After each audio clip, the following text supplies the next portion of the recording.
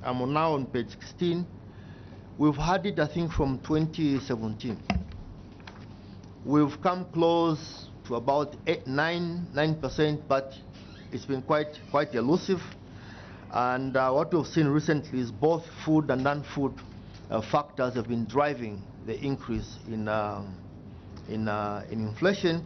But also we've seen this year compared to last year, the country has been the trade balance has shrunk, meaning that the foreign exchange earnings have gone down. And if they do go down, the demand is still up. That does affect the exchange rate. And with all these imports that we're bringing, that basically means that you are going to have inflationary pressures. So therefore, we expect monetary, fiscal, and debt policies, which are complementary, to try and lower inflation. I'll skip the domestic revenue, which we seem to be, we've done well with the targets. And basically also, additional information that we have is 5 selected indicators on regional status. Chair and Honorable Members of Parliament, as ZAMSTATS, what we've tried to do is to move away from national averages and try to come to the provinces. And in future, it will be important to go to the districts, because this is where you start understanding. You could actually sometimes see that inflation may have fallen at national level, but when you break it by province, you see certain provinces consistently having high inflation, meaning that in those areas, the planners in those areas have to sit down and understand why the prices are high and in those provinces. And therefore, what you see on page 18, we are just showing, for instance, contributions to GDP by province. We've got the highest contributors: Lusaka, Copper Belt, Northwestern, Southern, and Central, contributing 80% to GDP, and the rest contributing only 20%. If you look at the blue, that's Lusaka, the highest contributor. Northwestern Province, because of the mines, is the third largest contributor. Then you see other provinces like Muchinga, Western, Luapula, and Northern provinces. Their contribution is very, very small. And therefore, if you want to grow the economy, we need to find means and ways to increase the contribution of these provinces to the overall GDP. Because what you are saying here is that these provinces which are contributing 80%, if they had a shock, basically you'll have no GDP. And therefore, the planners, we are calling about the planners in these provinces to use these statistics and see what they can do, what is their competitive advantage for them to increase economic activity, attract investment, create jobs in those areas, and therefore have a dent on poverty. And it follows also with some numbers on unemployment. You actually see that Eastern Province ordinarily normally has the lowest unemployment in the country. But in contrast, Northwestern Province, which now is producing more copper than the Copper Belt Province, has one of perhaps the highest youth unemployment. Basically because of the nature of the mines partly, they are capital intensive, and therefore they cannot absorb most of the youth. I've talked about inflation there, Chair. I want to go to, I think, the Living Condition Monitoring Survey. Poverty, we also asked to comment on poverty. The incidence of poverty in 2022, Chair, was at 60% compared to 54.4% in 2015. Now, this is developments over the 7-year period. Ordinarily, we are supposed to monitor every 2 years so that we see the interventions that government is undertaking, the effect that they are basically having. And basically, you also see that poverty in this country is more of a rural phenomena, where we recorded 78.8% poverty, an increase from 76.6% in 2015. And the tables there. Then there is what we call now breaking the poverty: extreme, moderate poverty, and the non-poor. Extreme poverty basically is you basically look at the ability of an individual to meet the food needs. So just, do they have enough money to buy enough food that should be able to give them the nutrition that they require? Those who are below that, you consider them as extremely poor. Then the moderate poverty, you look at the basic needs basket. It includes food and other basics. And those that are below that, you basically say those are moderate poor. The ones who are on that line and above, normally they are considered to be non-poor by international definitions. And therefore, extreme poverty, Chair, in 2022 was recorded at 48% from 40.8%, while moderate poverty was 12% from 13.6%. We also show the incidence of poverty by province. Chair, if you look at contribution to GDP, unemployment, and poverty numbers, you actually see that these are basically related. You find that most of the provinces with very limited contribution to GDP, meaning low economic activity, they also have higher unemployment and they have higher poverty levels. Chair, this is what, in short, is in our submission. I thank you. Thank you very much. I now invite reactions from honorable members of parliament.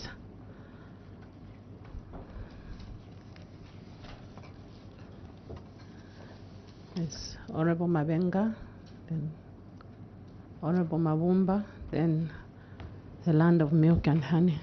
Yeah, thank you very much, Chair, and thank you very much for the detailed report with a lot of figures in it. My question is on the advice that you like to give to government so that some of these measures can be addressed. What advice, because your report has no conclusion, no recommendation. So what are you telling us about all these statistics? What should the government do?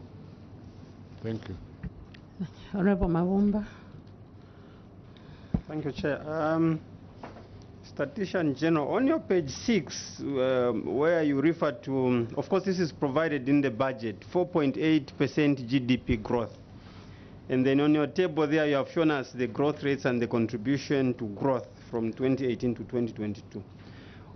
In your own view, what is it that government should be able to do to energize the sectors that can contribute to the attainment of these 4.8%, especially in the agriculture, mining, manufacturing, and probably the tourism sector, based on the measures that the minister has announced? I thank you, Chair.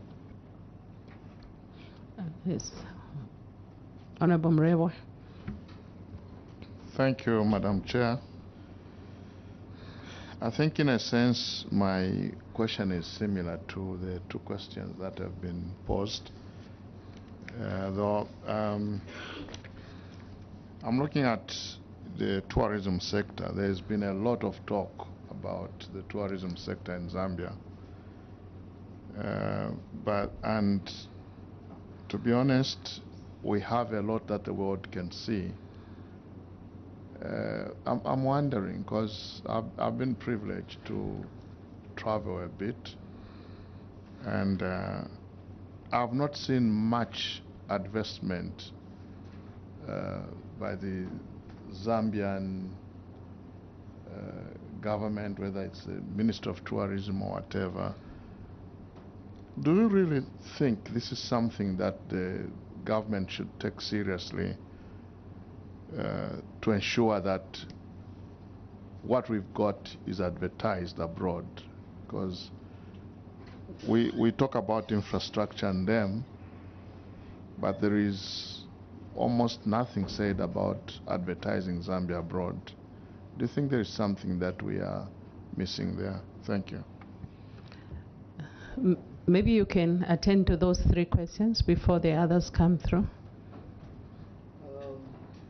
very much, honorable members of Parliament.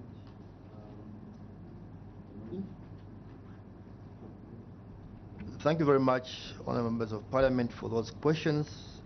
In terms of the advice and concluding remarks, firstly, on poverty, we've got on page 22 some reflections.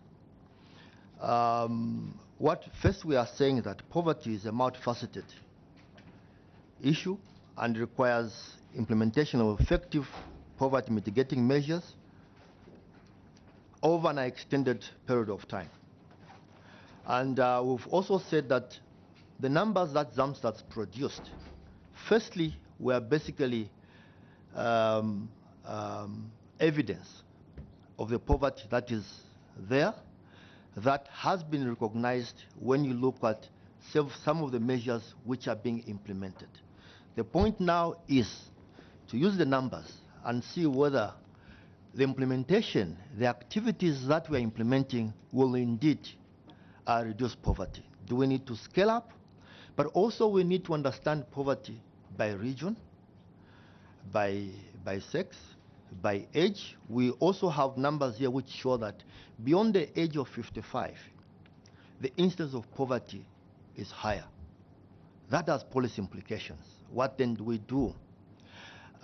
We've also shown that farmers, despite the fact that we've been talking about the FISIP and everything else, they've got a very high incidence of poverty. It means that we have to sit back and reflect. And for these numbers, we've been saying that the various ministries, departments, they have been established for a purpose. They are party to these numbers. They take the numbers and see what we do in agriculture. And therefore, in terms of the concluding remarks, what we are saying that for us to have that growth that we're looking for, the 4.8 or even more, the measures that have been outlined, and I think even last year and the other year, if we made the same submission, we'll have to ensure these measures are properly implemented. I personally feel that one of the issues that we have in this country is poor implementation. And therefore, the technocrats have to pick. The Minister of Finance has spoken, and this is the framework. The technocrats now have to pick their pieces and ensure that these are implemented to the latter. The CDF, for instance, what that means is that we need to reflect and ensure that the way the CDF is being applied, one, will stimulate sustained economic activities, will create gainful employment, and large extent also, because poverty also touches on education, should be able to raise the education standards of the people. So at the end of the day, it's the implementation. Like I said, the 6 to 8% medium target range for inflation, we've had it from 2017.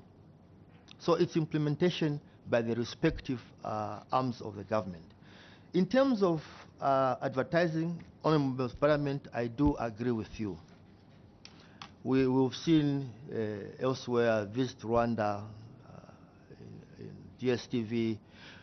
Our adverts, I personally have only seen it on ZNBC, and that's a local TV station. We need to up our game. We have so much to show. When it comes to wildlife, the only competitor mainly is East Africa. The other competitor is Zimbabwe because of the Victoria Falls. So we can actually do more. But I think diversification of products, which are also linked to accommodation, linked to connectivity, Zambia being a hub, and linked to so many other things. Dubai, for instance, hardly produce most of the things that they export. They would bring in 100 million of goods they import. 80 million, as an example, are re-exported because we fly to Dubai because we know that we are going to find those malls where we can buy whatever we want to buy from. This country can be the same. All these malls which are here can be transformed into international malls by basically attracting international brands, and people will fly to come and buy. But you link that also to labor laws, security, and connectivity. Thank you.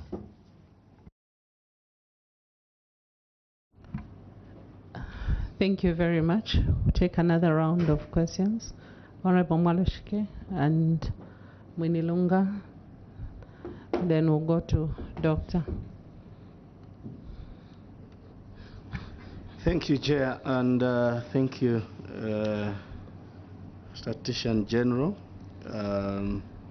It's just maybe a few comments that I'm seeking from you.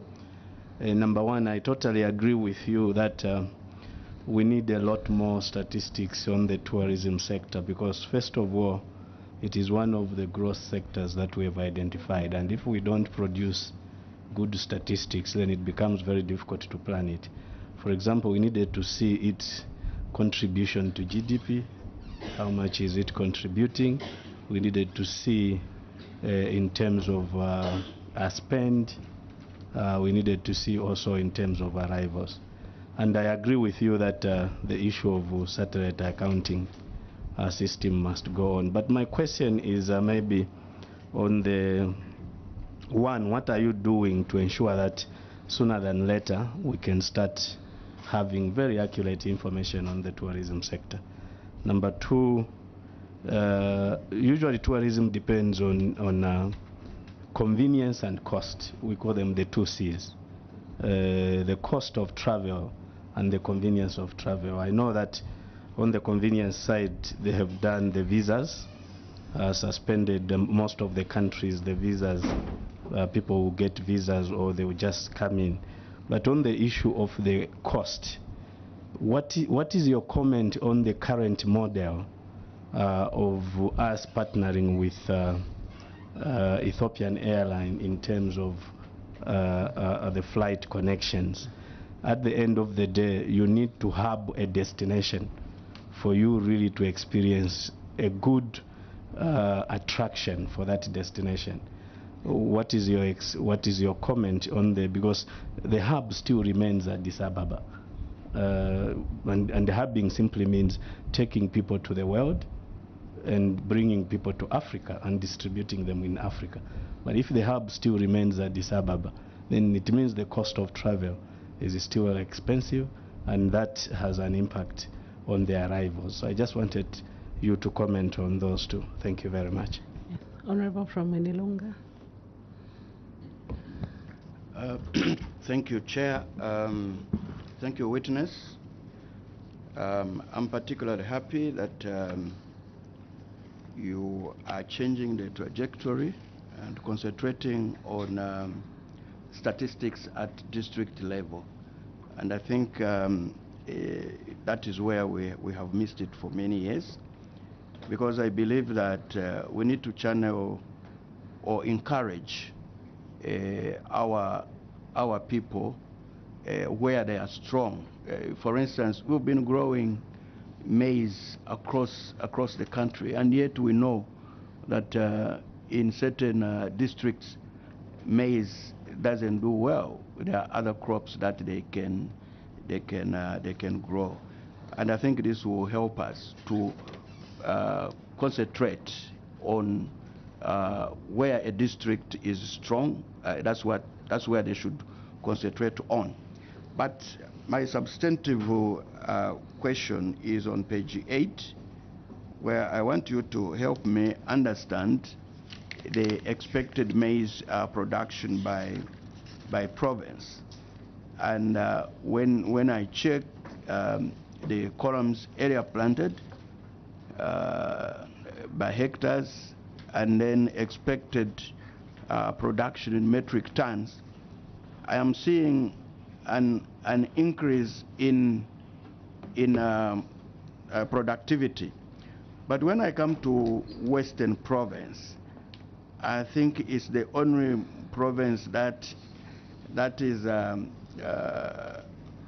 whose productivity is different from how other provinces have performed. For instance, Western Province, area planted is 167,225. Expected production is 96,000 971. Let's take Central. Central Province, area planted 356, 391. Expected production 681,913, almost double. But Western Province is below the area planted. Why is it so? I want to learn. Thank you. Honorable, can we get a question from Honorable Kalila?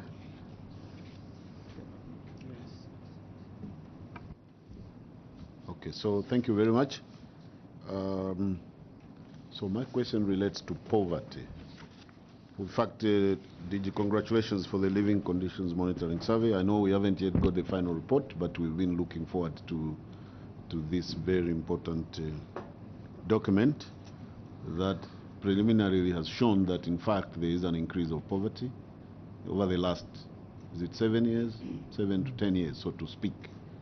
Now, one of the reasons for statistics, obviously, is, as you correctly said, is to help us in making decisions, particularly policy, but also to understand what's happening and the reasons behind that. Would you be able to know what could be the reasons why our people are becoming poorer by the day instead of getting better? That's the first question. The next question relates to related to the same. Can you, for the avoidance of doubt, there's often a debate around this one. So which is the poorest province? We just want it to stated clearly from yourself so that we know which is the poorest province. And then lastly, I have not seen any statistics with relating to retail jobs, jobs in the retail sector. Perhaps I can assume that maybe they have been embedded in what you've given us, but probably, unless I didn't see them, it would have been helpful for us to know in view of these malls and all these things that are happening around. Finally, sir. Do. So finally, I said. So how do you calculate the, it's just for interest sake? We know that the contribution of employment by agriculture is quite huge, as you have seen here in our context, 700,000 plus. How does the Central Zamstats, the methodology they use to determine these agriculture-based jobs?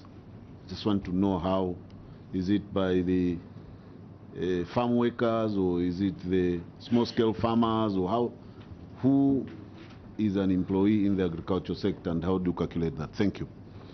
Maybe as you answer that, I would also want you to make a comment, because you had stated in your submission that you're not privy to the document which is informing the CASIP, meaning the latest Comprehensive Agriculture Transformation Support Program, and it gives you limited maybe information on which you can comment. In that vein, I would want you to comment, because we are being told that those farmers that haven't been able to benefit from the Farmer Input Support Program can be able to go and obtain loans. How do you think this lack of information is going to affect our production, especially this year? Thank you.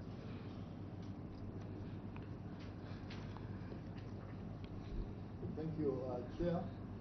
If I lose my voice, I've got please, your mic, please. Thank you, Chair. If I lose my voice, I've got a few of my colleagues who I think ably come in. On to tourism, the tourism satellite account.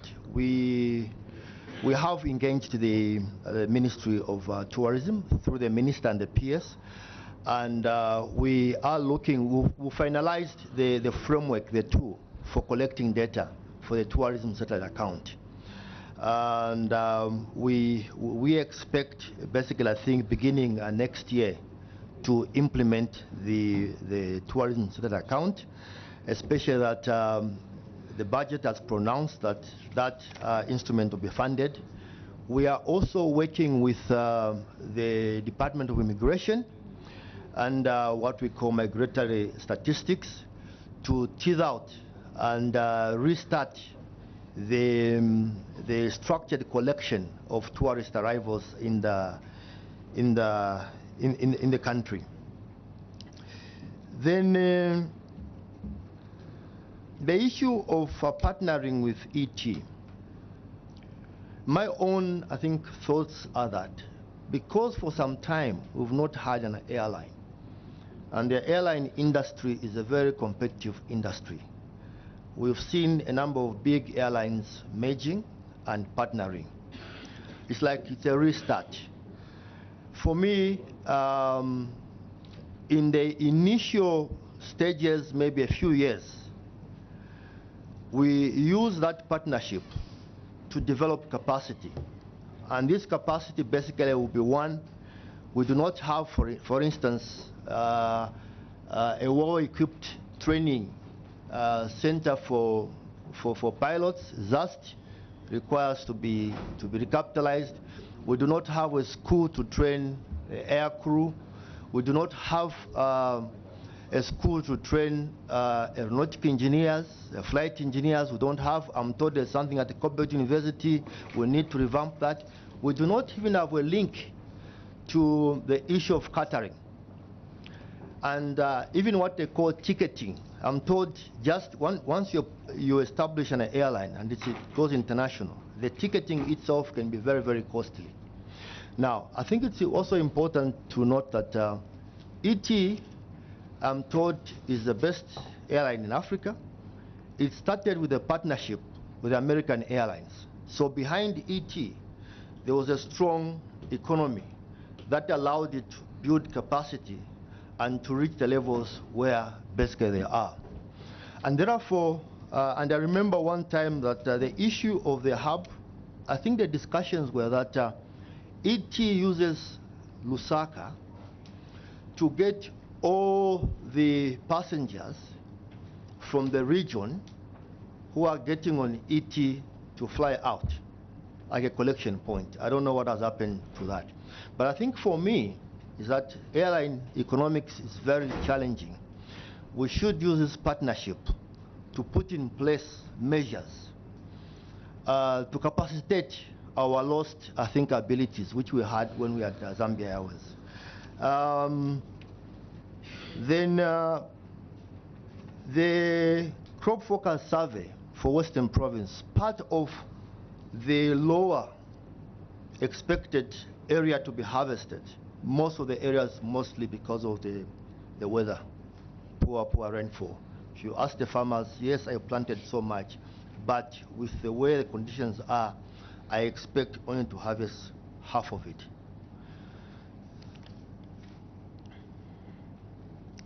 The issue of poverty as an agency and by law, we try to avoid perceptions and opinions. Normally we try to comment based on some statistics we've been able to measure. But I think if I had to make some comments, first and foremost, there's been an argument that for us to reduce poverty, we should grow by 2 digits. Okay, at least 10% for us to reduce poverty. And this growth must be inclusive. So what you see, for instance, I've made mention of Northwestern Province, which has the highest per capita income amongst all the provinces, I think above 27,000 or so. The national average is about 17,000. It's coming from the mines. But you still see that youth unemployment is high, meaning that inclusiveness of the majority of the people is quite low. And that normally leads to the issue of poverty. The population has been growing, and one of the measures of poverty is access to health facilities and education. How many people are able to access education? There's been climate change. What you also see that a number of people, like Western Province, what this means is, if you look at the whole country, is that the production has fallen. And if production falls, that one will affect income earning opportunities. And that will also affect food security. And we've also seen that there's been sale of assets than usual. So there are a number of factors. Like I said, it's a multifaceted issue when it comes to poverty. You need to go down to a particular area, you look by sex, you look by age, and so on and so forth, for you to be able to answer confidently. Otherwise, I'll be misleading the committee. These are basically just my views.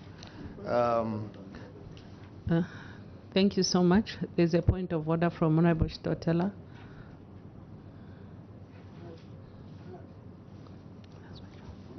When I'm at loss, when the central statistics, now the statistician general is saying he doesn't want to mislead the committee, when the document he has submitted before you clearly states, and I quote, Madam Speaker, Madam Chairperson, on page 22,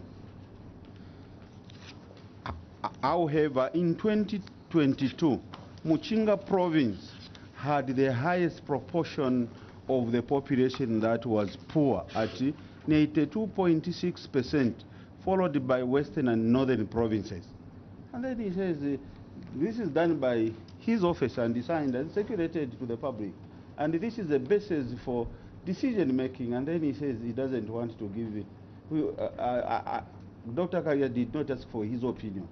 He had asked for the information that he has produced, and this is the document he is circulated to us for the purpose of the decision making. And then he says he doesn't want to give his opinion. Did we ask for his opinion or for the information he has distributed? Thank you, Honorable Stotela.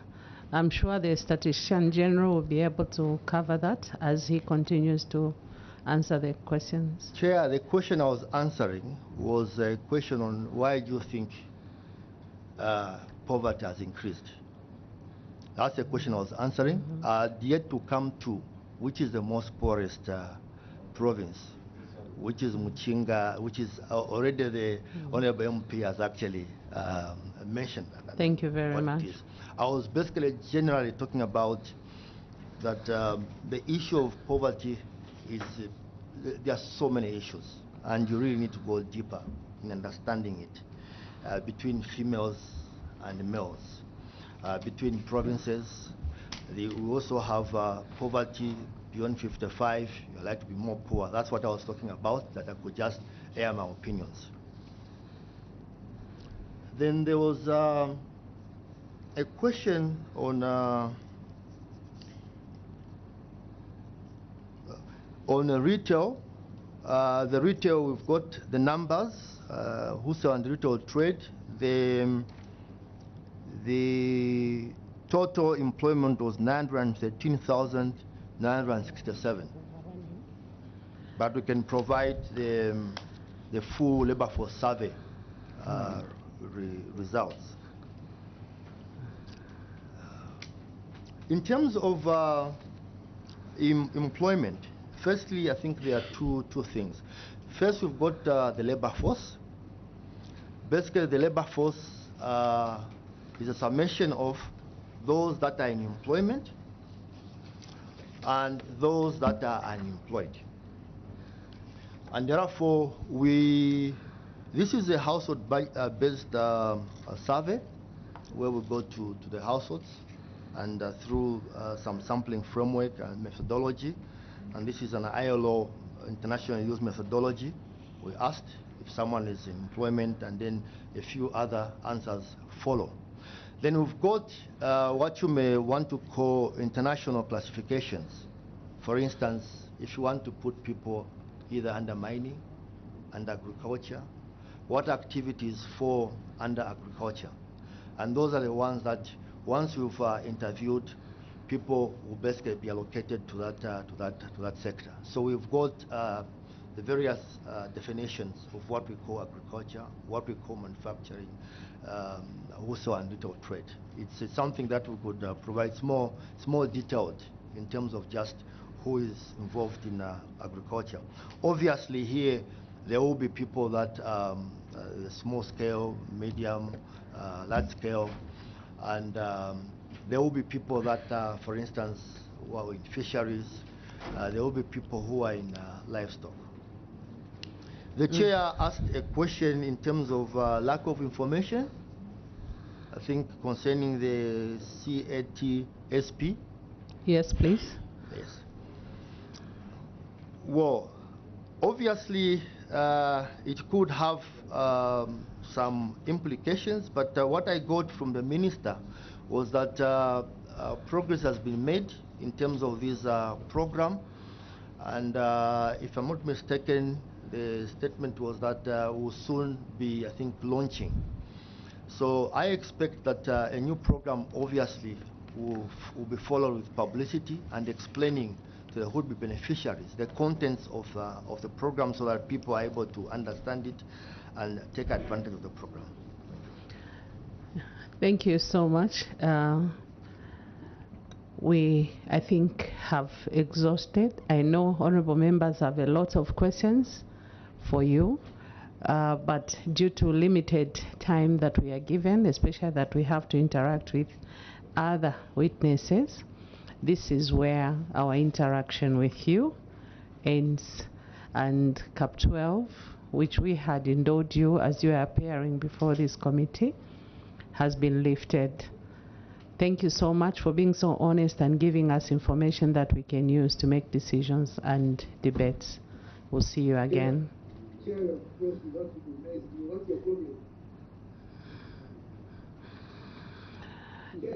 Yes, please.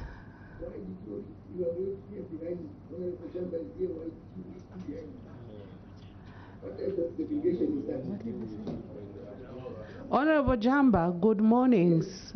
Sorry, I didn't recognize you had joined us virtually, but I'm very well, thank you. And thank you so much for everything. Thank you so much for joining us virtually. Thank you, Honorable Member.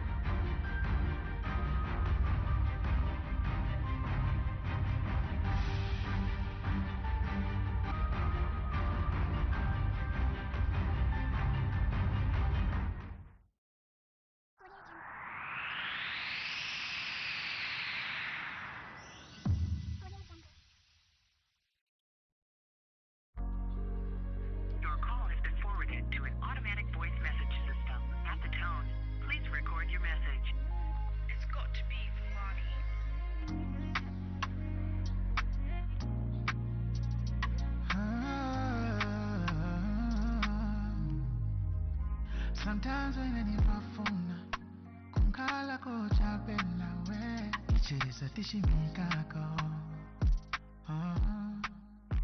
Wanifuza mwedili, waniuza mwene ulili, tauza nako, veneti pitambo, sirionze kumavina, sirionze kukolewa. Sirionse kuchiriza olokukumana voipa vikachitika awe inemonzako kayalelewa ukabwanji kamwana kako veskana kula hope family nichemushe umuuze madamu muposha mungapoza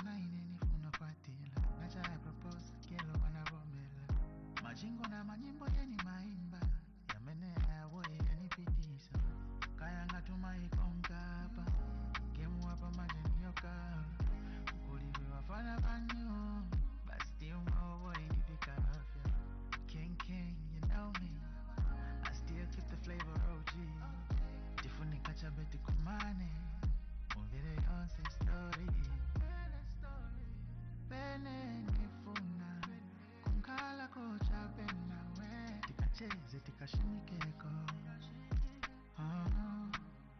Ukanifunze mwedili, ukaniuze mwedeulili. Dauza nako, veneti bitamo. Sirionze kumavina. Sirionze kukolewa. Sirionze kuchiriza. Olokukumana voipa vikachitika. Awe ine mwenzako. When you have finished recording, you may hang up or press 1 for more options.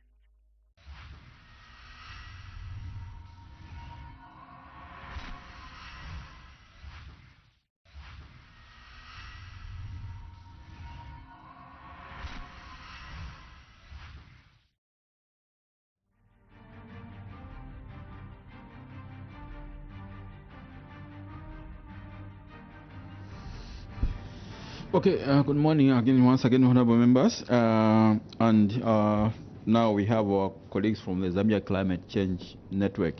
Good morning and welcome. Good morning, thank you. Thank you. Thank you, Madam and your team. You are appearing before the expanded planning and budgeting committee, that which is looking at the 2024 national budget, as presented to Parliament by the Minister of Finance and National Planning. And it's good that today we have you, where we just want to look at your comments, your views regarding the same. So what we'll do is, before we start, let's go straight into introductions. You introduce your team, and then I'll allow the members of this committee and members of staff to follow. So let's start with introductions first. Okay, thank you and good morning. I'm Lydia Chibambo from Zambia Climate Change Network, and I'm the acting national coordinator. Thank you, and I'll ask my other colleagues to introduce themselves as well. Good morning. Rebecca Mwambazi is my name. Coming from ActionAid Zambia, and I'm the Climate Justice Officer. Thank you. Thank you. My name is Faith Chimba from Youth Ignite Zambia, and I'm a co-founder. Thank you.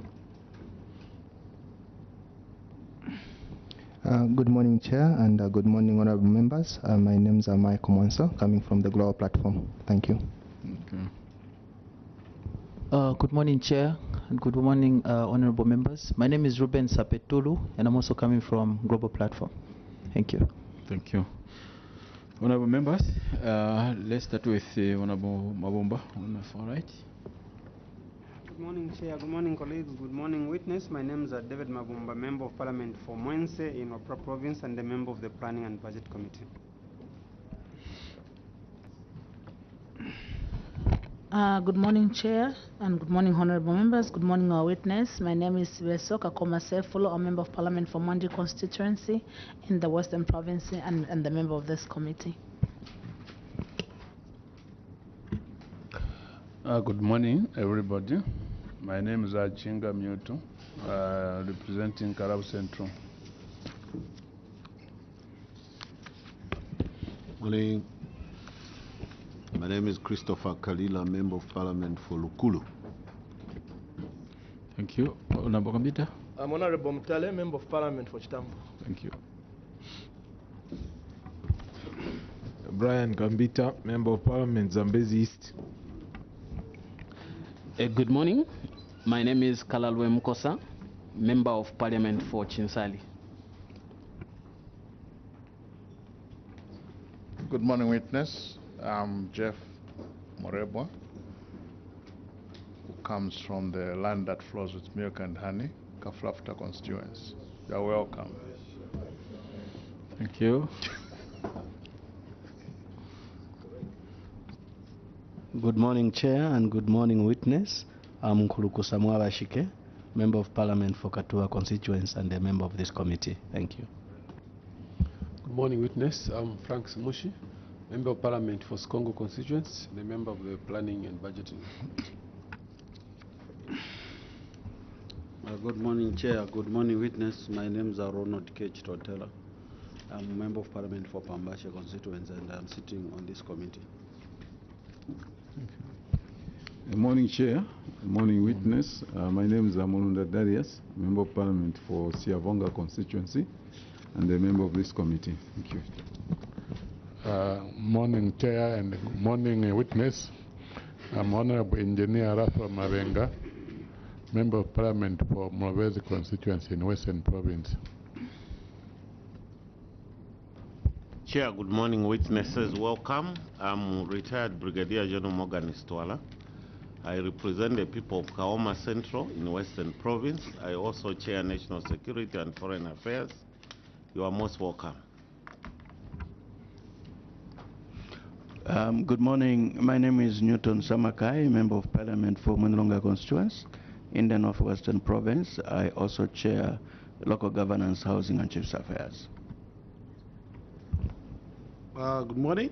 My name is Konos Munji, member of parliament for Nalikwanda constituency and a member of the planning and budget committee. Thank you.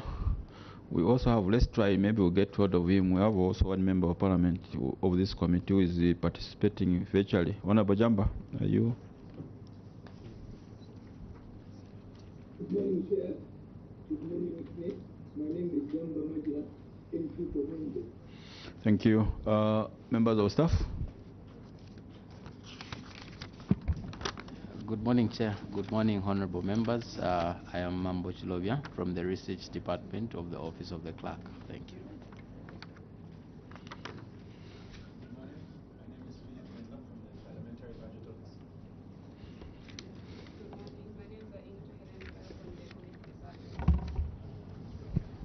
Thank you, Chair. Good morning, witness. My name is Karen Dotti from the Office of the Clerk. Good morning, Honorable Chairperson, Honorable members, good morning. Zambia Climate Change, welcome. My name is Elijah Chirimboi from the Office of the Clerk of National Assembly Committee Department. Thank you. And my name is Fred Jatila, member of parliament for Momba constituency in Mwanze, also the chairperson for the expanded planning and budgeting committee. Our colleagues, Cap 12 of the laws of Zambia, do give you immunity as and when you are appearing before a committee of parliament such as this one, meaning that whilst being with us here, whatever you say whilst appearing in this committee, that which you say cannot be used against you in any court of law. So take advantage of that provision. We are giving you the full immunity, that which even these other members of the committee enjoy. However, if you are to deliberately mislead the committee, the same provision do work against you. And also just to indicate that we are live both on the Parliament Radio and Parliament TV. So our people out there are following these discussions. We do have your submission, which is about 8 pages. Let me try to give you, say, if you need all of it, 20 minutes maximum to take us through the submission. And thereafter, maybe I'll give also time for the members of this committee to ask questions, if at all there will be any, and then we'll wind up. Okay. And on a lighter note, Honorable Muregwa, you see our members here are questioning each time you say you are coming from the land of milk and so by powers vested in me, I think the members will need proof to that effect. If you were to just bring them a bit of honey, yeah, so please do that before we wind up our city. Okay. Having said that, our colleagues, Zambia Climate Change Network, you can start with your presentation. Thank you, Chairperson, and honorable members of the committee. We are humbled, at the same time privileged, to submit and make submissions on the budget for 2024. I'll give a brief background of the organization and also the introduction, and get into the comments on the budget, and then specific comments on the key sectors around climate change, and then finally give recommendation to our submission. Zambia Climate Change Network is a member-based organization that also exists as a national platform for civil society organization. And the thrust is to look at climate justice and sustainable development for Zambia. It was established in 2011, and it has its secretariat at Mulungushi International Conference Center.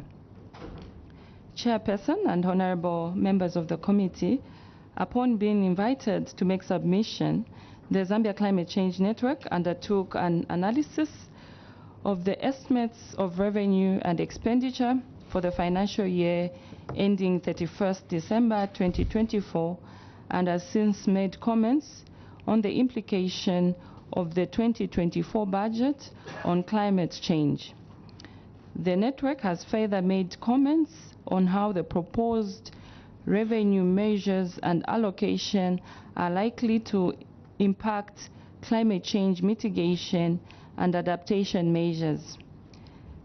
ZCC and partners and members who have contributed to drafting of this memorandum include Global Youth Platform Zambia, Green Living Movement, Army Center for Policy Research, Youth Ignite Zambia, and Action Aid Zambia.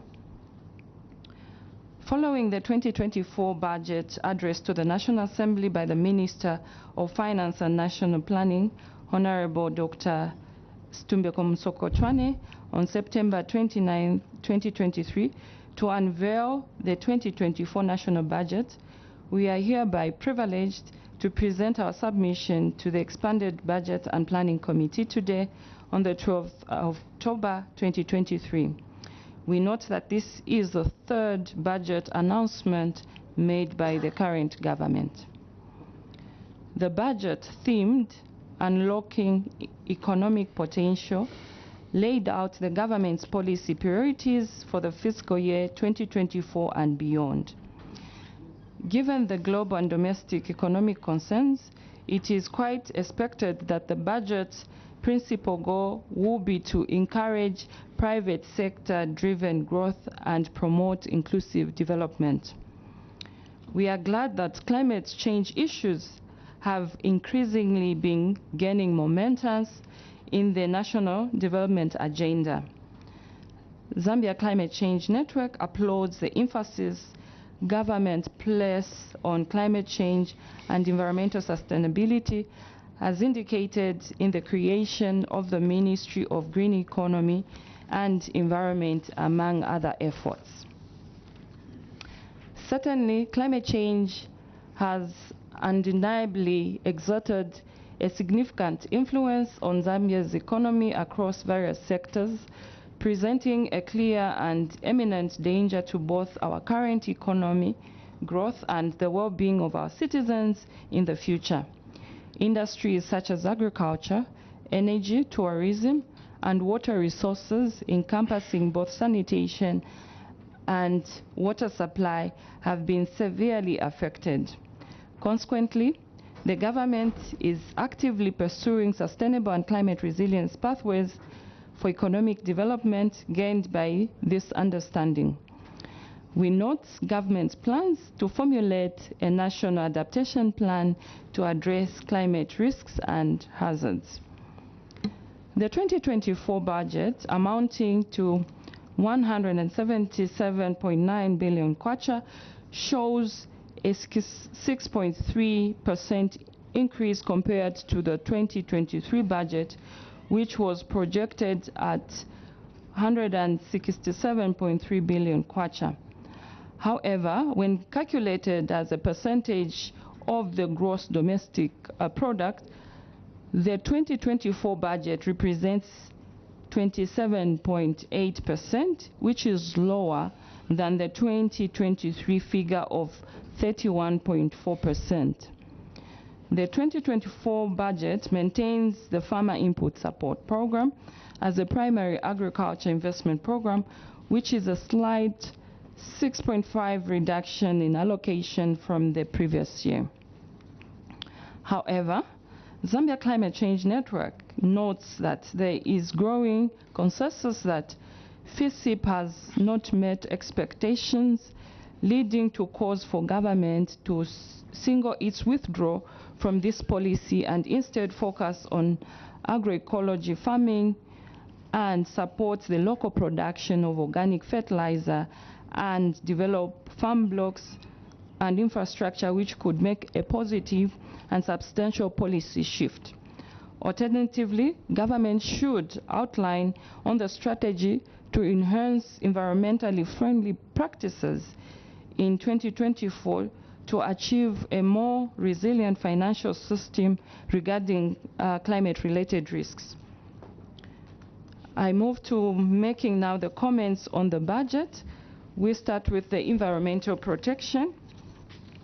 The funding for environmental protection has increased to about 391 million in 2024 budget compared to the previous, but it still accounts for 0.8% of the overall budget.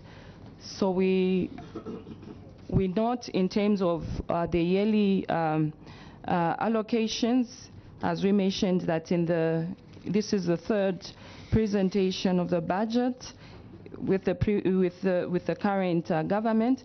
So we've seen in terms of an increase currently in the 2024 budget. The previous years, 2022 and 2023, we were at 0.6% regarding environmental protection, but now there's an increase of 0.8%.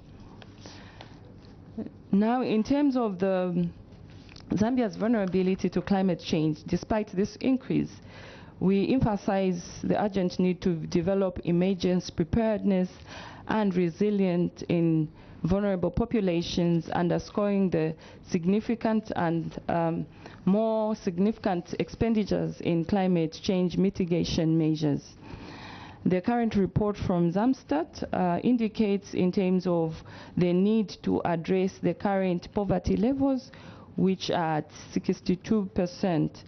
And this speaks in terms of ensuring food security in the country, and also the need to increase the environmental protection that is quite pivotal in terms of individuals. We've seen individuals getting to the natural resources every time there is economic challenges. We've seen individuals that are pursuing charcoal businesses as a means of livelihood, and this has a very negative impact on the environment as well as climate change, as it diminishes our ability to adapt and mitigate.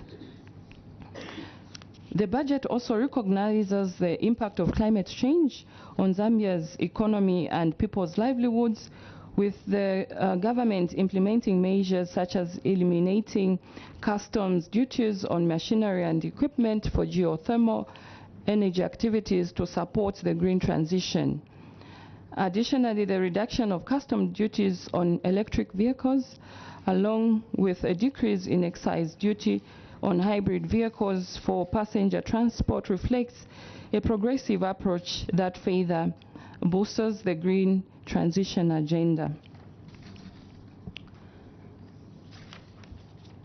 In the 2024 budget, there is also a notable increase in the funding for disaster prevention, mitigation, and that has arose from 14.5 million to 36.9 million in the 2024. That is allocated to hazard prevention, national contagious planning, and vulnerable assessment, while early warning and preparedness sub-program budget also sees an increase from 5.6 million to 11.3 million in the 2024. This encompassing as well the disaster preparedness planning, early warning, dissemination, and the addition of new 50 automatic weather station as planned previously from 120 stations for 2023. The 2024 budget allocates 13.8 million kwacha to agriculture, representing 7.8 share from the national budget, which is progressive from 6.7%, indicating its importance in the government's economic agenda. The allocation is vital for addressing various challenges in the sector, such as low productivity, access to modern farming technologies, and climate resilience. However, as we may be aware, that the Maputo Declaration mandates African countries to dedicate at least 10% of their national budget to agriculture to achieve the annual growth rate. But the agriculture budget has consistently fallen short of this. In the 2024 budget, there is a proposed allocation of 7.8% for agriculture, livestock, and fisheries intervention, reflecting a 6.7% increase compared to the 2023 budget allocation. And we have highlighted also in the water sanitation sector, which we've seen an increase in terms of budget allocation, but also a consistent decline since 2020, when it comprised of 2.5% of the budget, ultimately reaching just 1.1% in 2024. This raises serious concerns of government's ability to address pressing water and sanitation challenges in the communities effectively. And I think currently we've seen, in terms of the water shortages that the country is facing, especially in Lusaka.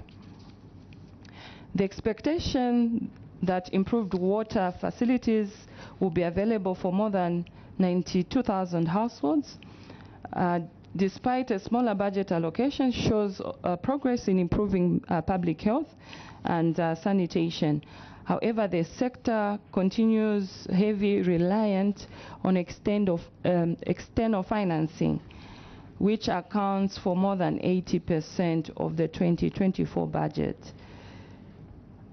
Emphasizes the urgent need for effective financial planning to guarantee the sustainability of water and sanitation initiatives in the future. I now move on to comment on the specific findings on the budget. With environmental sustainability, where we're looking at the allocation of the prevention and mitigation sub-programs, looking at the 14.5 million and now the 36.9 million in 2024, which will be used for risk mitigation, national contingent plan development and vulnerable assessment, while the budget for early warning and preparedness sub-program also experienced growth, growing from 5.7 million in 2023 to 11.3 million in 2024, to encompass disaster preparedness planning, early warning dissemination, and addition of 50 new automatic weather stations. We also note in 2024 the CDF allocation increased by 8.2% in nominal terms, reaching 4.8 billion from 4.4 billion in 2023. However, when adjusted for inflation, the real value of the CDF decreased by 4.8%, with an absorption rate of only 19% due to centralized approval processes and staffing issues.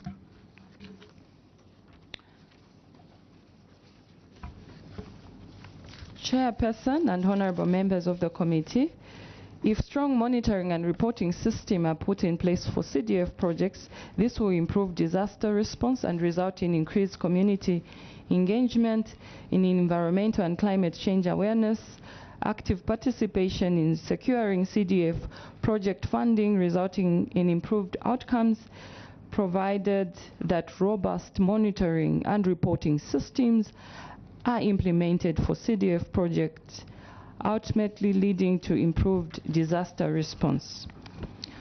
On energy, Chairperson and honorable members of the committee, both the 8th and National Development Plan and Zambia's medium-term budget plan specify the goal of increasing country's capacity for power generation and promoting the use of green and renewable energy. The plan's 2024 budget primarily targets for the sector are enhancing, efficient, fostering competition, private sector engagement, increasing power generation capacity, and extending access to clean energy, particularly in rural regions.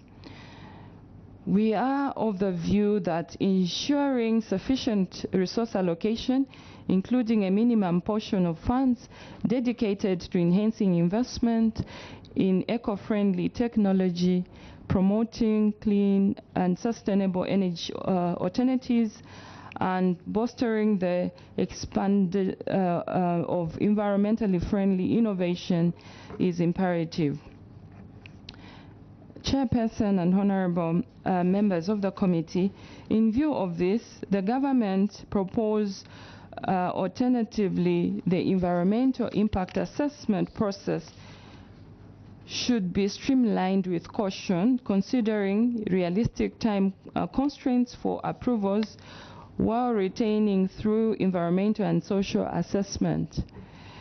In this regard, Chairperson, ZCCN therefore is of the view that approval process should not be determined by timeline in some projects, as some projects may require vigorous assessment that may have greater impact on social and economic sectors. We've seen in terms of the transitioning, when we talk of the transitioning in the energy sector, there's a lot of opening up of mining, but this has to be subjected to vigorous environmental impact assessments. On the other hand, the Forest Department in the 2024 budget has been allocated 141.8 million, less of 52.1 million kwacha compared to the 193 million in the 2023. And this could hinder ongoing forest project conservation efforts, which may further have implication on the forest sector sustainability. And in this vein, Zambia Climate Change Network, with the allocation to biodiversity conservation and protection, more emphasis should be on enhancing education, awareness raising on the importance of sustainable management of the environment, ecosystem, and natural resources to ensure that citizens understand the consequences of poor environmental practices and take appropriate action to contribute to the sustainability of the environment. By promoting and enhancing community participation in natural resource management, structures such as natural resource management committees, game management committees, forest management committees, and water management committees will facilitate community-based natural resources management. And in this, we want also to reiterate in terms of the current carbon trading initiatives that are happening, and it's a threat when we look at the allocation that has gone to the Forest Department, because we need a lot of decentralization, we need a lot of technicalities in terms of carbon trading and people understanding at the lowest level where the trading is taking place. We move now to the recommendation. In view of the above submission, ZCCN wishes to recommend the following. We propose that the government adopt agroecology as a strategic tool to address agriculture production and productivity in relation to national GDP. In the face of present climate shocks and pressures, agroecology will promote and contribute to better livelihood resilience, post-harvest management, as well as approaches for mitigating and adapting to climate change.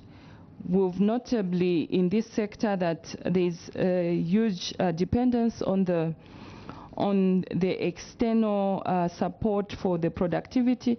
And if we go to the agroecology, which is more the nature solution for our farmers, this would help. The second recommendation is also the allocation for climate change budget lines, which must be clear as they are being integrated across key ministries. As we understand, climate change cuts across sectors, but there is need to have clear budget lines, such as in the agriculture, in the lands and natural resources, water development, sanitation, environmental protection, and energy. The third recommendation is government should transition away from single crop farming and instead focus on diversifying its agriculture production according to the unique strength and suitability of different provinces. The fourth recommendation, we urge also the government to expedite the recruitment of more extension officers to aid farmers in adopting improved agriculture practices, enhance access to eco-friendly technologies, and connect them with markets, while emphasizing the need for increased funding and a shift from chemical to organic fertilizers to promote nutritional security, climate smart and sustainable agriculture in Zambia that enhance crop and livestock production, such as integrated pest management and disease control, irrigation, and post-harvest. On this one, we'll also emphasize, we've seen in terms of the heavy dependence of chemicals that has negatively impacted on the farmers in terms of the prices of fertilizers that are skyrocketing. And if farmers get to the organic farming, this will reduce even on the cost that the government is spending on the imports for agriculture production. The fifth recommendation is some of the CDF allocation should be channeled towards climate action and environmental protection. And to achieve the goals of the Maputo Declaration, the increase of funding for agriculture is crucial for the government to prioritize domestic resource mobilization by tracking illicit financial flows, combating tax evasion, and enhancing public procurement. Here we want also to emphasize with the carbon tax that the government has been taxing for the past years. We want to see the clear revenue raised from the carbon tax, and also how is it channeled to issues of climate action and environmental protection. In conclusion, Chairperson and honorable members of the committee, inasmuch as we appreciate efforts made by the Zambian government to uplift the welfare of its people and the protection of the environment, we as a Zambia Climate Change Network are alive to the fact that the 0.8% allocation to environmental protection in the 2024 national budget is not adequate, and as a nation we risk not achieving climate change intervention strategies as stipulated in the 8th National Development Plan as aspiration to contribute to the attainment of Zambia's national determined contribution to achieve the target set in the 2015 Paris Agreement on Climate Change. Thank you very much. Thank you, ZCCN, for the submission. Honourable members, any questions I see hand from Honorable Nkuluksa, Honorable Sifulo. Okay, Honorable Nkuluksa. Thank you very much, Chair, and thank you very much, Climate Change, for the wonderful presentation. I have only maybe one or two things. This is a topic I think dear to most of us because of what climate change has done to our lives and styles of life, knowing that it is killing agriculture, it is killing all our sustainable growth sectors, agriculture, tourism, manufacturing, including energy. My first question, or where I want you to comment, is one of the strategies to fight climate change is reforestation, planting of trees. We see in many countries this strategy turning around the fortunes of the environment, the flora and fauna. China, I think recently I was amazed to learn that they are targeting 140 billion trees to plant. They've done 70 and they want to do another 70. But in the recent past we have seen here issues of degazetting forests instead of reforestation. What would be your comment on that? Because is this really a good way to fight climate change? And lastly, I wanted you to comment on the issue that you talked about towards the clean and green environment. We have seen that how much hydropower is disturbing the ecological system in terms of waterfalls. Every waterfall almost has a hydropower station, and you know what that does, that it makes the waterfall within 2-3 months dry up because water has to be diverted to go and turn the turbines in order to generate electricity.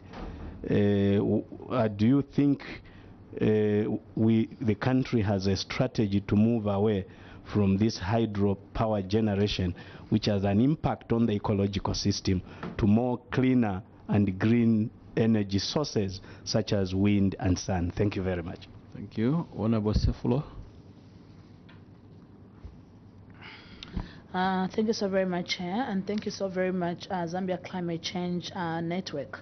My question is that when you're looking at this, I've seen the focus in regards to climate change directed towards agriculture. I wanted to find out how much research has been invested in making sure that we can also focus on health, because whether we like it or not, actually also there is an impact that is being felt, for example, by pregnant mothers in regards to extreme heat and a lot of other things that are happening currently in the health sector. So my question is, do you think that this budget speaks also in us investing in research to making sure that we're not looking at just one sector, but we can be multi-sectorial as we are looking at this issue of climate change? I submit. Thank you. Zambia Climate Change Network, you can respond to those. Okay, thank you, Honorable Chair and honorable members for the questions. Indeed, I'll start with the first question of reforestation. And even in our submission, this is quite an area that we've seen we need to pay attention to. And we've mentioned in terms of also looking at the forest department. It's one of the departments that hasn't received significant budgets for the past years.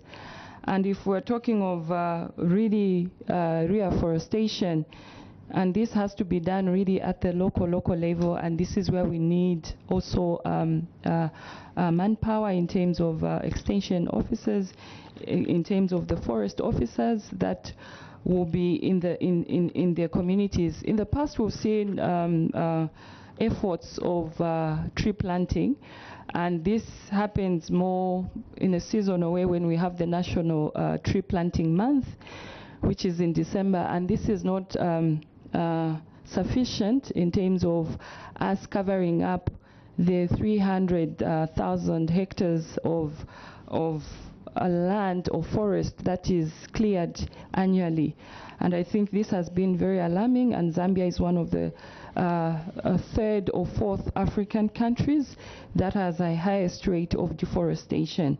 So our plea is to have more money or more funds being allocated to the forest department, but also that would speak also in terms of at the local level, and I think it's something that we've neglected in terms of also encompassing our traditional institutions that also have the bylaws that could also support in terms of reforestation, and just having also that commitment, the political will really to drive the reforestation. So there's need, and I'm happy, Honorable, I think I've worked around your constituents, which is Katuba. It's one of the constituencies that do not have forests, that do not have trees. So there's need in terms of really working hard in terms of making sure we have the trees back in these areas. The issues of degazating the forest, I think Zambia Climate Change has been on record fostering, ensuring that we do not degazate the forest. We've been the key institution with the Forest Reserve 27. The forest in Mombwa, I think we've cited a number of forests that have impacted the country negatively due to the fact of degazating these forests. Thank you. Then I would ask Michael to pick it up on the alternatives. I think Honorable mentioned in terms of the hydro powers that are put in on the waterfalls, and if we have any alternatives. Thank you very much, Honorable Member, for the great question that you asked.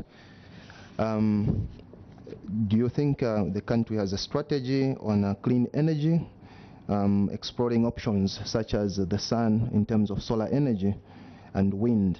I think this is something that we have been advocating for when it comes to clean energy and especially hydropower.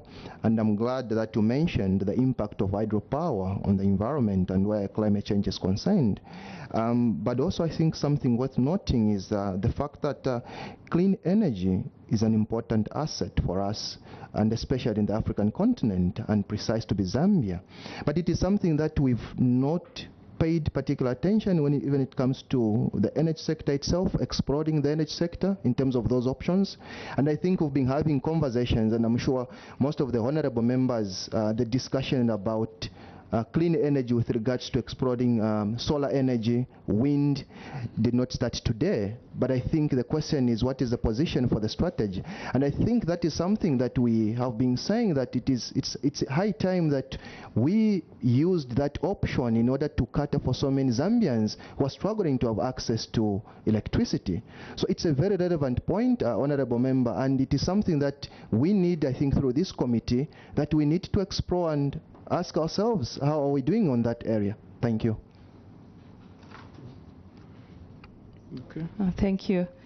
I will now answer from Honorable Member from Mwandi in terms of highlighting health and climate change.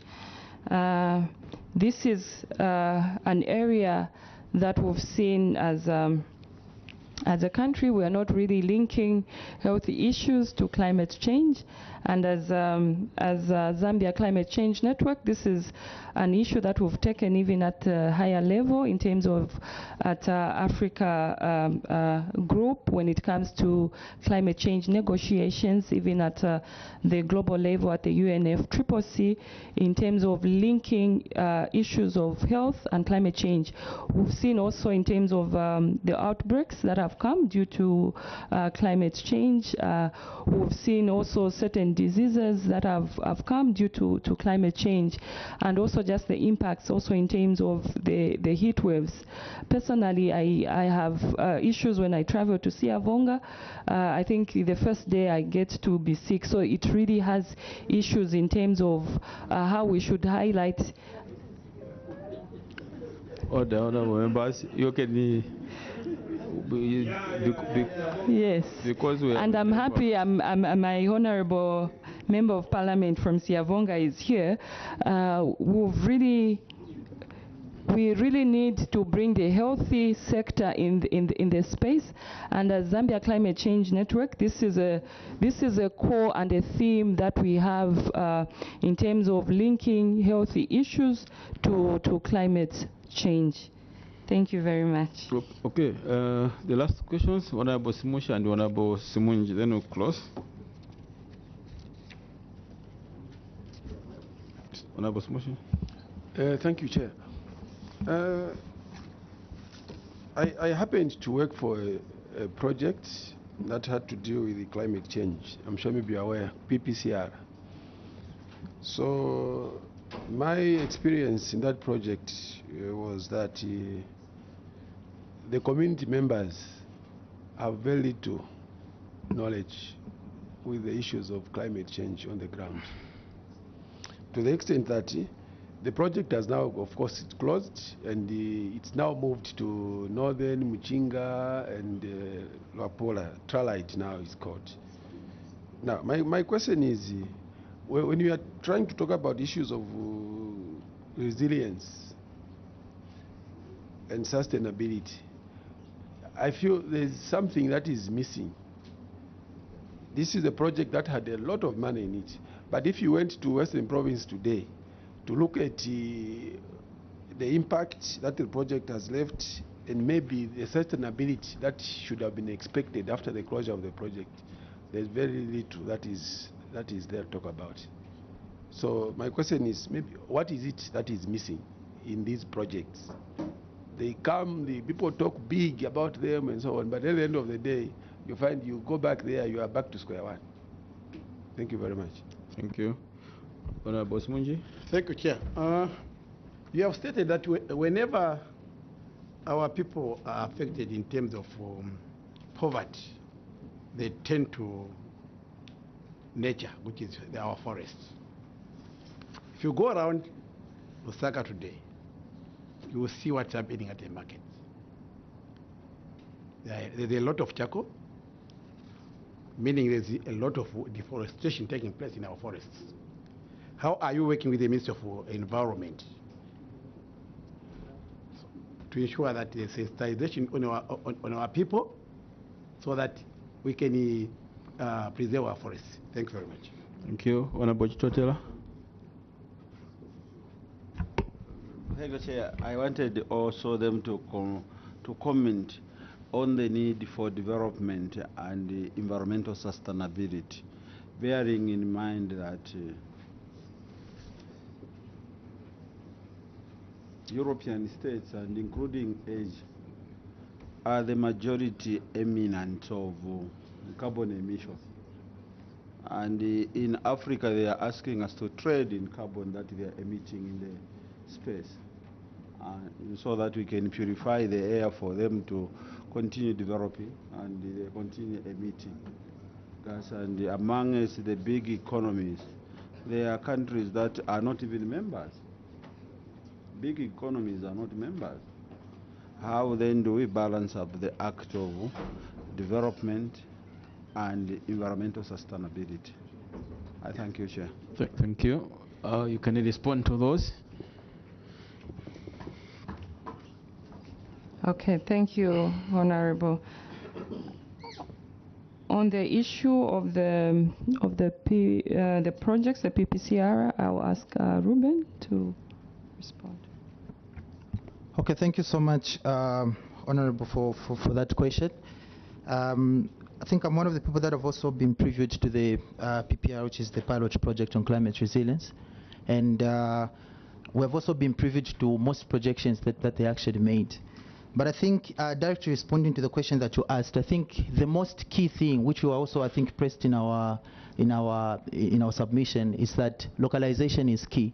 If a project comes to be implemented in a particular area, you implement activities and leave people without owning that particular activity, probably things to point out to get to be, undeterminable.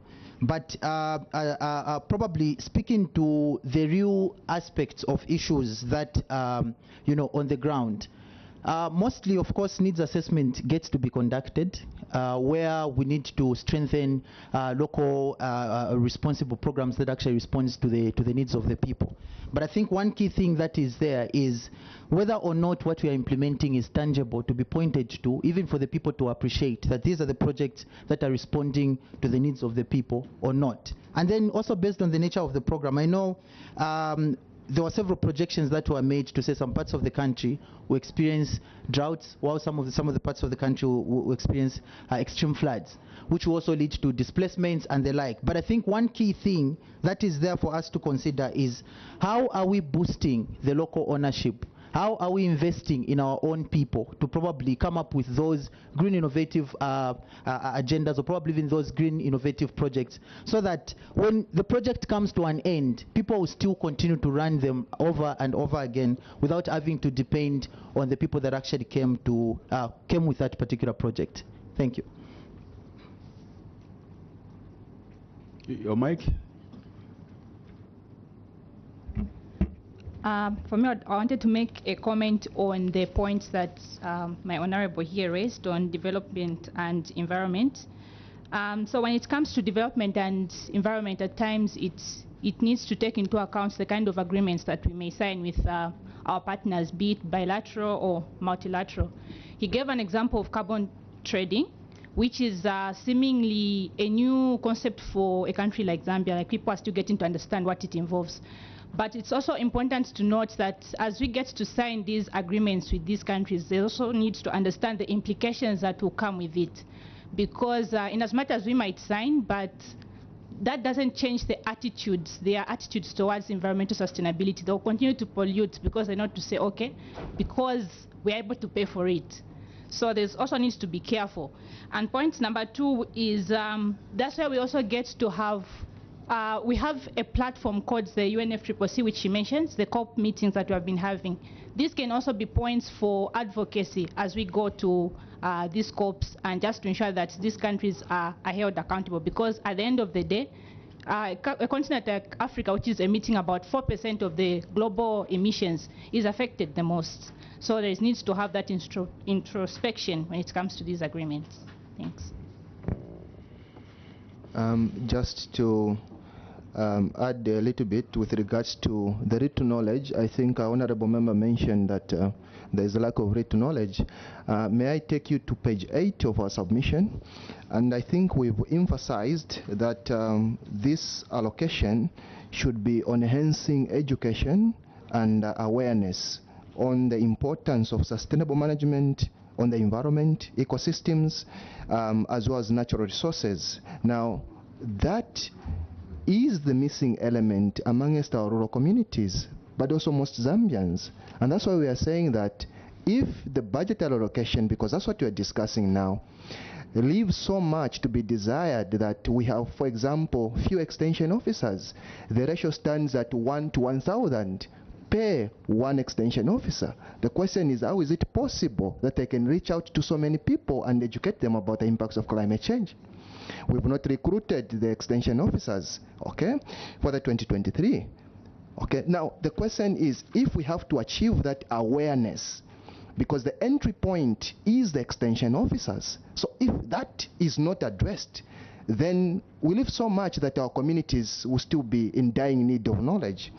And to make comment about how we're working with the government with regards to, and I think what we're doing right now is a demonstration of the civil society trying to work with the government on what do we think should government priority be when it comes to climate change.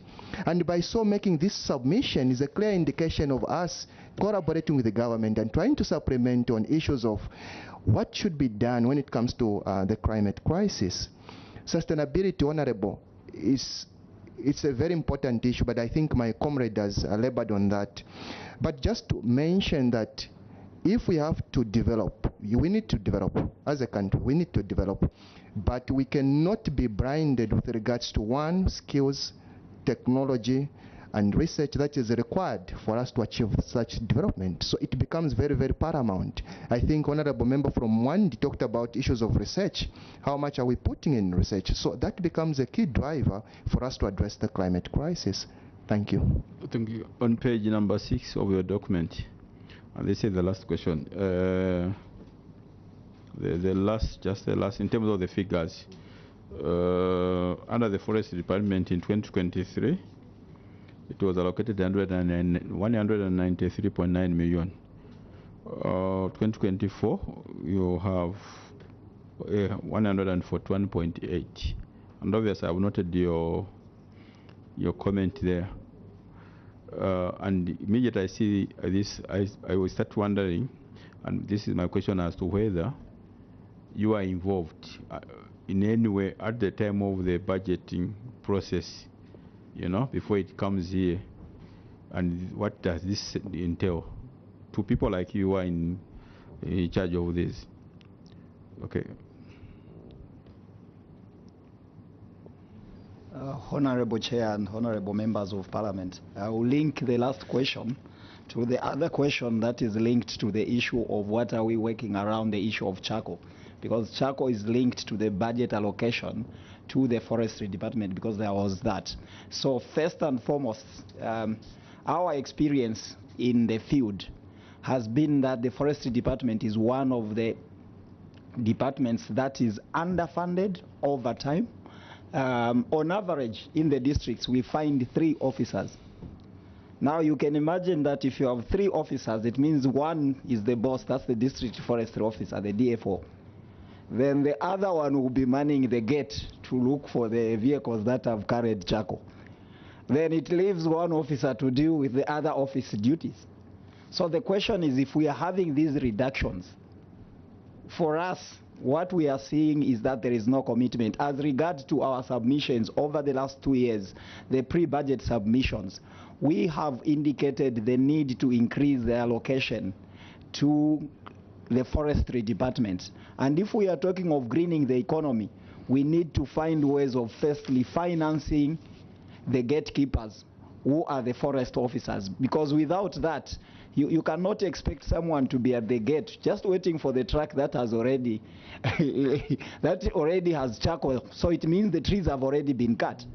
And what we have seen is a trend where even when it comes to timber, some of the traders would deliberately even allow the truck to be impounded and later buy off the timber at an auction. It becomes illegal at that point. So you have a situation that is lacking in enforcement and compliance even for our Forestry Act, in a way that the people do not have the resources. Yesterday, during the environmental protection dialogue meeting, which is taking place at Mulungushi now, the director of for environment, Mr. Gondwe, actually indicated and lamented the low allocation and the low levels of staff and the low levels of access to technology. At the time when we are seeing drones dropping bombs, why are we not getting drones that can monitor the forest? If we are saying one is the boss, the other one is in the office, because you have real-time information and you know where the trees are being cut, and you'd be able to take even the pictures and videos using a drone. So even if you caught someone, you don't have to wait for them at the gate. You identify them and you have people involved. I think in our submission we have talked the issue of strengthening community management in terms of natural resource, including the forest management committees. These are important. So we need, as we decentralize, to give powers to these community forests and incentivize them for them to help to assist in terms of managing the forest. So, Honorable Chair, our submission is that we are not happy with this submission. We did submit earlier that we wanted to see an increase in this. And under the issues of charcoal that we have talked about, I think we have been working with other partners, including SNV, where we are even looking at how do you look at alternative sources of energy, such as biodigesters and others. We see garbage all over Lusaka and in other cities. To what level can we use that to just create gas that can be easily accessed to the people, and the people can cook with gas? Thereby we shall be able to reduce. And some of these projects, there are even portable biodigesters, which one, even if it was not your home, you would be able to have and move around if you are renting houses. But all you need is simply the garbage that is around. So those are some of the alternatives that we are promoting in terms of charcoal. And I therefore end to submit that it's not only the forestry department, but other key departments in the environmental sector have not receiving adequate funding, which becomes a problem if we are to ensure environmental sustainability and ensure that the development that we want will bring about a green economy, because Zambia is in the process of developing the green economy strategy for Zambia, which is at advanced stage, and we have also been involved in that process. Thank you so much. Okay, thank you. Colleagues, this is where we come to the end of our interactions with our colleagues from the Zambia Climate Change Network. ZCC, and thank you for coming to appear before this committee. In terms of the CAPCOF, the immunity, that which was conferred on you, will also end here. Do have a good day. Thank you very much.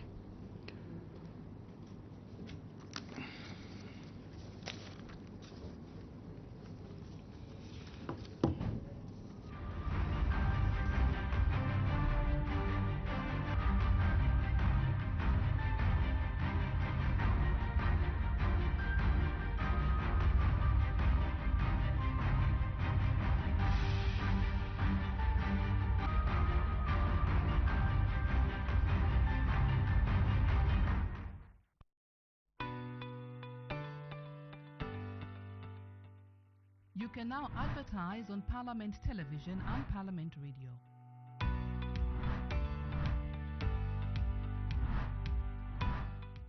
For more information, call 0977 854102 or 0977 536487.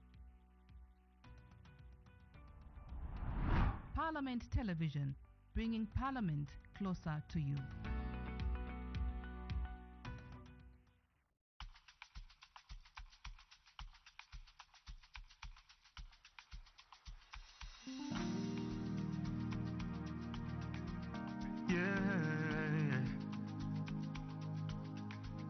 Oh no no no.